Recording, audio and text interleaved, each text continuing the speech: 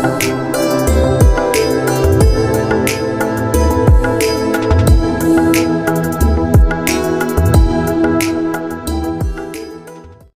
की कहानी का शीर्षक है सरकारी नौकरी का जाल। आज के युग में सभी युवक युवतियां सरकारी नौकरी के जाल में फंस रहे हैं। ये जाल क्या है और आप कैसे इसमें फंसते जा रहे हैं, मैं आपको इस कहानी के माध्यम से बताने जा रही हूँ। अजय और विजय नाम के दो दोस्त थे। दोनों ही मिडिल क्लास परिवार के थे। दोनों ने अपनी ग्रेजुएशन साथ में पूरी की थी। दोनों ने एक साथ यूपीएससी की परीक्षा के लिए आवेदन कर दिया। दोनों ने अपना पढ़ाई का शेड्यूल भी बना लिया था। दोनों आपस में बात करने लगे। अजय ने कहा, तुम्हें पता है कि अगर हमारी सरकारी नौकरी लग गई तो हमारी कितनी तनख्वाह होगी? विजय ने कहा, हाँ, लाख रुपए तो होगी और लाल बत्ती वाली गाड़ी भी तो मिलेगी। अजय ने कहा, हाँ, और हमारे घर की हालत भी सुधर जाएंगी। सिर्फ एक बार नौकरी मिल जाए, उसके बाद मैं घर के लिए सब कुछ कर सकता हूं। विजय ने कहा, हाँ, तुम ठीक कह रहे हो। मैं भी घर के लिए बहुत कुछ करना चाहता हूं। हम दोनों बहुत मेहनत करेंगे और सरकारी नौकरी पा के ही रहेंगे। अक्सर दोनों इस तरीके की बातें किया करते थे। दोनों की आंखों में सपने पल रहे थे। दोनों घंटों घंटों बातें करते रहते और समय समय पर एक दूसरे को ये जगाते भी कि बातें करने से कुछ नहीं होगा। नौकरी पानी है तो दिन रात पढ़ना होगा, मेहनत करनी होगी। दोनों ने एक साथ अपने अटेम्प्ट दिए, पर दोनों में से किसी का भी सिलेक्शन नहीं हुआ। ऐसा करते हुए दोनों को 2 साल बीत गए, लेकिन उनका सिलेक्शन नहीं हुआ। दोनों हताश हो चुके थे। अजय ने कहा, 2 बार अटेम्प्ट देने के बाद मैं समझ चुका हूं कि मुझसे क्लियर नहीं होगा। मैं कोई नौकरी ढूंढ रहा हूं, क्योंकि अभी मेरे घर के हालात बिल्कुल भी ठीक नहीं है। मेरे पास और वक्त नहीं है बर्बाद करने के लिए। विजय ने कहा, अरे यार, तुम इतनी आसानी से अपना सपना छोड़ दोगे? छोटी मोटी नौकरी से तुम्हारा क्या ही होगा? अजय बोला, मैं समझ चुका हूं विजय, यह एग्जाम मुझसे क्लियर नहीं होगा तो मैं क्यों खुद से झूठ बोलूं। इससे अच्छा है मैं किसी और फील्ड में मेहनत करूं। ऐसा कहकर अजय चला गया। विजय सोचने लगा, इसने तो 2 साल में ही हार मान ली, लेकिन मैं हार नहीं मानूंगा। जब तक एग्जाम क्लियर नहीं हो जाता मैं पेपर देता रहूंगा।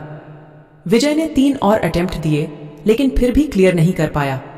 उसके दिमाग में आता है वह यह सब छोड़ के कोई नौकरी कर ले, लेकिन फिर वह सोचता कि अगर सरकारी नौकरी लग गई तो फिर इतना पैसा होगा कि जिंदगी बड़े आराम से गुजरेगी।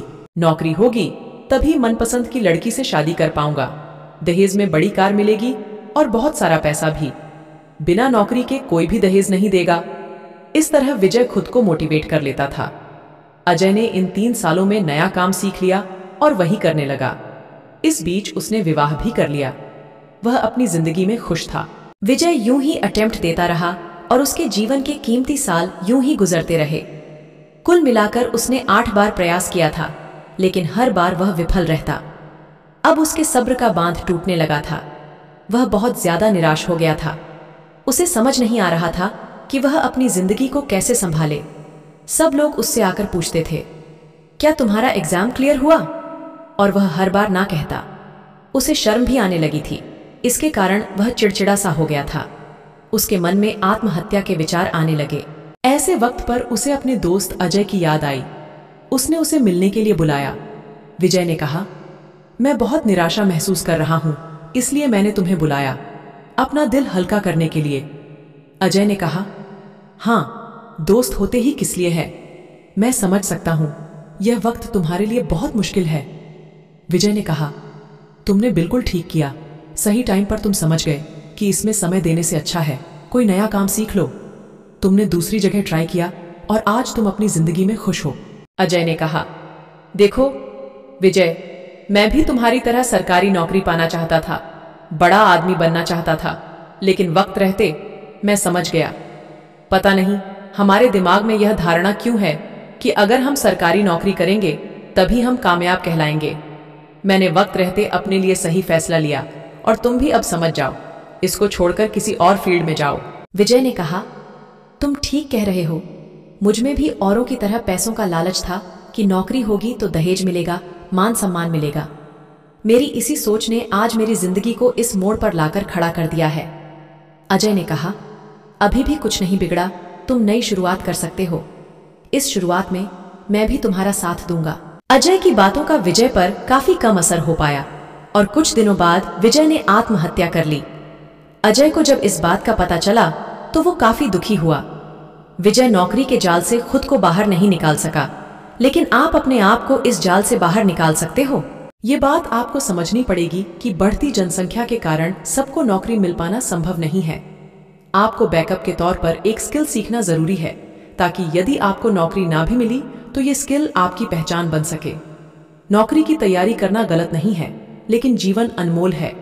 सिर्फ नौकरी न मिलने की बात पर इसे खत्म न करें। तो दोस्तों, उम्मीद करती हूँ आपको इस कहानी से एक अच्छी सीख मिली होगी।